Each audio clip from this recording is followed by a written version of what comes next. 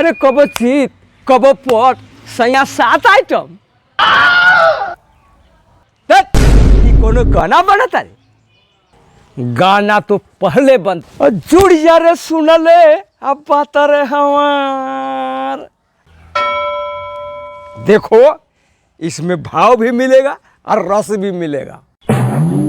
आजकल का एगो गाना सुना है, नींबू खरबूजा भइल मैडम। दौड़े बलवासा नींबुओं को बदनाम कर दिया। सही कला हुआ काका। अरे भाई नींबू से अचार बन सकता है, नींबू से शरबत बन सकता है, लेकिन ये नींबू साला खरबूजा कैसे बन गया?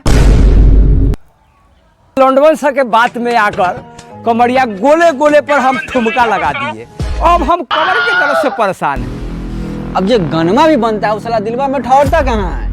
कोई इधर से बुम बुम कहले रहता है, कोई उधर से हल्ला कहले रहता है। एक अपना हाथ में है, अब साला इसका सुने कि उसका सुने कि खुद का सुने, कंफ्यूजन बहुत है।